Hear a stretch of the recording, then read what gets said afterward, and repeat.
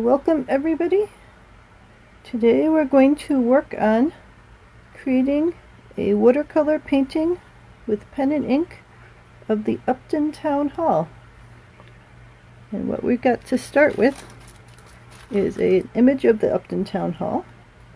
And you can see that it's not a great image in terms of there's all sorts of telephone lines and power lines and stop signs and other things in front of it. But the beauty of painting your own image is that you can make adjustments to things and show just the part of the image that you want to. So that's the area where painting has a big advantage over photography, for example. You could use Photoshop to erase a lot of the things out of here, but with painting it's much easier. You simply paint in the parts you want to show and you leave off the parts that you don't want to show.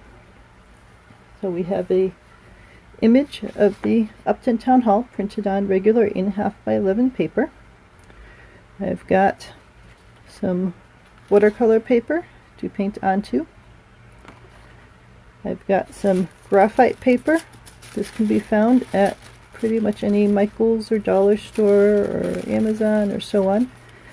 And what graphite paper is paper that has just plastic on one side and then graphite on the other side. And graphite is the stuff that's inside pencils. And what the graphite paper will help us do is transfer the image from our source, which is this photo, onto the destination so that we have some starting lines to be able to draw. And certainly if you want to draw the starting point freehand with a pencil, you can do that, but I'm going to show you how to use graphite paper if you'd rather take the graphite paper route. Graphite paper is a great way to make sure with straight lines that you get all the lines straight in the right places. And it's also good if you're working with someone else who wants to do the coloring. So say you're working with a younger person or a challenged person. The person who has the better drawing skills can draw out the basic lines with a pencil, and then the other person can use them like a coloring book and then color them in. So it's a great way for multiple people to work together on a piece of art. And then I've got watercolors and water and brushes. The brushes are over here. See if I arrange things a little differently. And the water. And the brushes. That's going to send shadows across the whole thing. We'll just put the brushes up there. I do have brushes.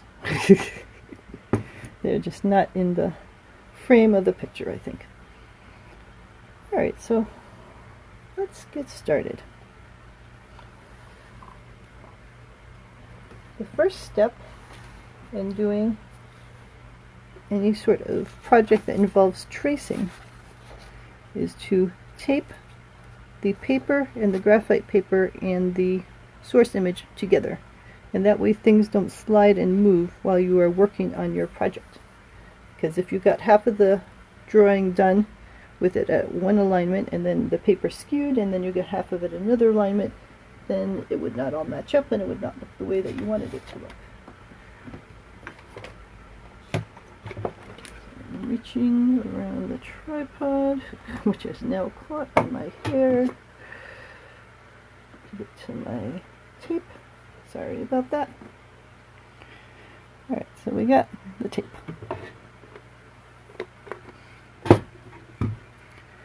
Alright, so what we're going to do is first tape the graphite paper down. And you can see that I've used this before. So graphite paper you can use over and over and over again. It's not just a one-use thing, so that saves you some money.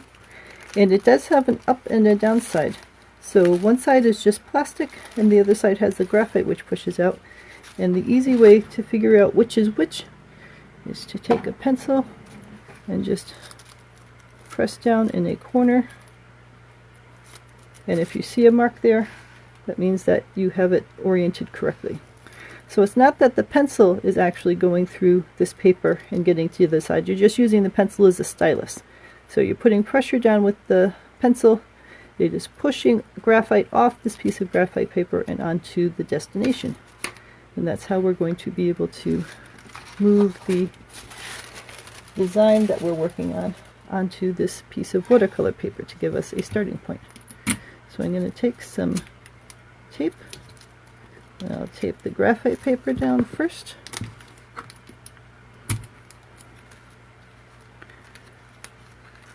And then I'm going to take my image that I've got, figure out where I want it to sit on this piece of watercolor paper, and then I'm going to tape that down. When you are painting watercolors, oops, like that, you want to think about how it's going to sit in the frame and how it's going to be matted. Because a watercolor painting should never be up touching the glass of the frame that it's in, because if they were touching one-on-one, then condensation can form and the picture could get stuck to the glass and all sorts of things. So in general you have a mat, and what a mat is a way to create vertical space between your picture and the glass, so that there's your picture that you've painted, there's the mat which has some height, even though it's just a small amount of height, and then the glass sits on top so that there's that air cushion in between the two, so the glass isn't touching the frame. And that mat is going to cover the four sides of your picture. So you never want part of your picture to be right up against the edge of your piece of paper. You always want there to be some space in there for the mat to be able to have space to rest. So think about that when you're making your picture. Don't put items of the picture right up against the edge of the paper. Always have a margin of generic stuff, like trees or pavement or sky or something else, so that when you put your mat down, it's holding the paper in place, but it's not covering up anything important like tops of buildings. Alright, so now that we've got my cat jumping all over the place, as cats tend to do, now that we've got the sandwich created of the watercolor paper and then the graphite paper and then our original design, what we're going to do is we're going to trace this design with the pencil. And again, the idea is not that the pencil itself is doing something, but that the pencil is putting pressure down on the graphite paper and pushing some graphite down out of the graphite paper onto our watercolor paper. Now I'm going to do this in a sketch style, which is a rough style. So while I could sit here with a ruler and go along these lines and make sure everything is super straight, my idea here is to do this roughly as if I was sitting on a chair right here and just quickly sketching it. So what I'm doing right now is going to provide guiding lines for it, but I don't want them to be necessarily super straight, because that goes against the nature of a rough sketch. So what I'm going to do is do a little, pull it up, make sure that it is coming through correctly, just to verify, because I have definitely seen people who have done an entire transfer process where they sat here carefully drawing out every single line, and then when they took everything apart and looked at it, they realized that they had the graphite paper on upside down and they had actually not transferred anything at all, and that's sort of sad.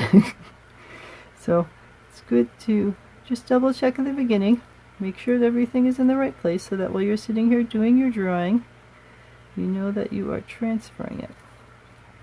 And the idea is not to transfer every single little tiny line, it's just to give you the basic outline, so that while you are doing your pen and ink and watercolor work and the next step, you have some basic guidelines about the roof goes here and the windows go there and that sort of stuff. So just put in the basic things that you will need to give yourself some guidance. And it's good to work with some sort of a direction in mind, because when you are drawing with pencil on an image like this, it's sort of hard to see what you have drawn and what you have not drawn. I mean, there's a little bit of a pencil line there, but it sort of blends in with everything else. So if you go from right to left or bottom to top or whatever direction you choose, that makes it a little easier to keep track of what you have worked on and what you still need to work on.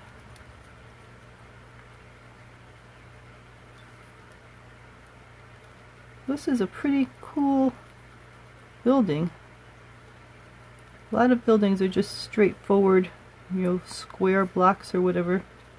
But this one has all sorts of cool nooks and crannies and gables and the pretty red brick color.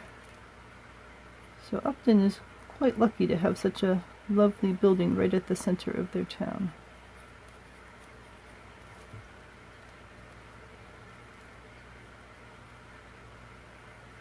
Upton has all sorts of really cool things. And their library is lovely. I've been there many times.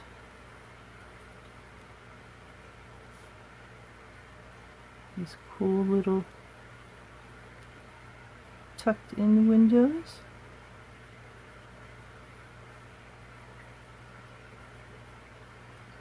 So again, remember the aim, at least for the way that I'm doing this project, is not to do every single brick. Just to give a sense of where these things are, but I'm going sort of slowly so that you can keep up with me if you want. You could of course do this much quicker if that was your aim.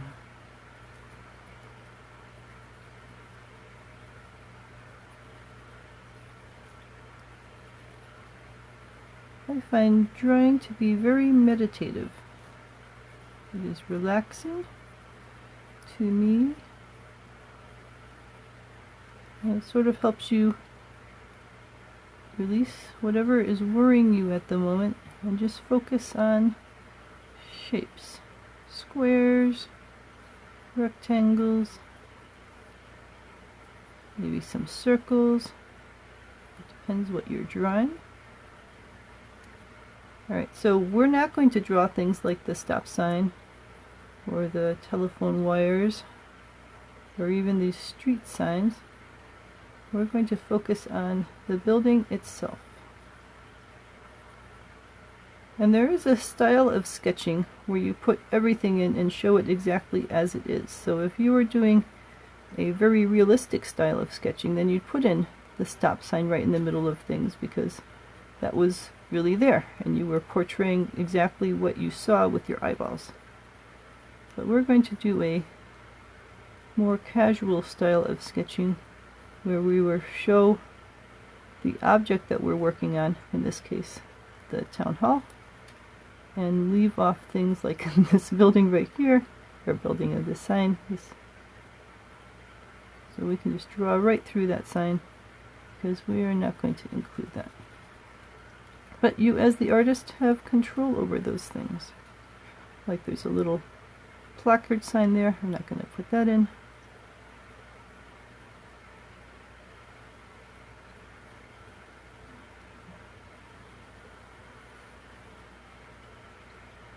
But you are the artist, you get to choose what you want to include and what you want to leave out.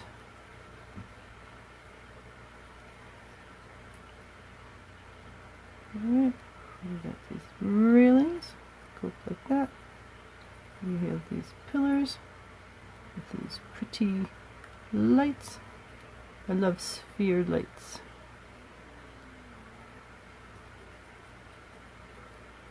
Now they've got another one which is hidden by the stop sign, but luckily things tend to be symmetrical.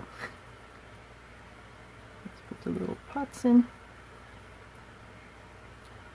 The other neat thing about being an artist is you can make this any time of year that you wanted to. So if you wanted this to be a spring scene or a winter scene, you could like put some flowers in these pots, or you could put some snow on the ground. It is completely up to you.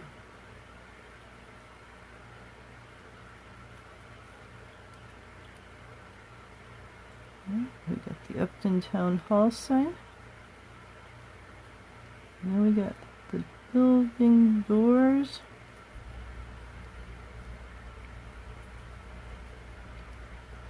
Doors come over here. So this is where you start to fill in what would be behind that sign based on what you can see. So you know that there's two doors. In this left one, you can see that it has two tall, narrow windows in it. So then you could make the assumption that over here there are two long, narrow windows. And of course, when you're on site, you take pictures from a lot of different angles so that you can see those sorts of things.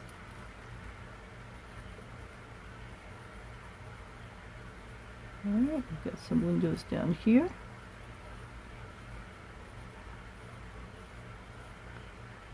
We got the bottom of the building there, which connects back over to that. There's doors. The edging of the brick.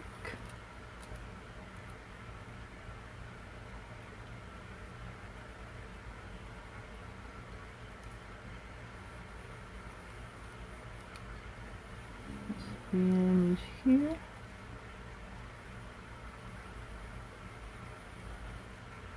Look at the sign there. Alright, and then you sort of look at things from the side to see if you can see the shine of your pencil.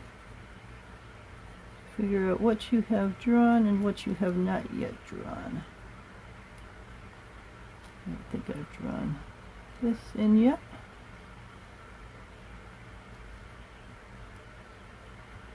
And now you can peer underneath and just try to make sure that you've got all the main things. Again, the aim is not to draw every last little brick in. You just want to make sure that you've got the main sections of the building so that you have a basic set of landmarks. And I think that I've got everything in here now. So then I'll use scissors. I'll cut away one side and leave the other side connected. Now I lift up and take a look. And yes, it looks like I've got pretty much everything in there. Alright, so now I take off the other side.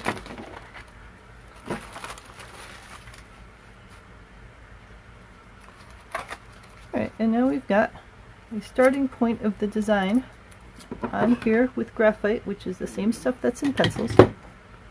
So again, you could have drawn this stage freehand if you are good with drawing things with pencil. That would be okay. But if you need help getting this first stage down, or you just like being able to work with graphite paper, then you just need some graphite paper along with your source image to be able to transfer that onto your piece of watercolor paper. Disconnect that. Alright, so now we have this starting image transferred onto a piece of watercolor paper so that we can see what we are doing and make the next step.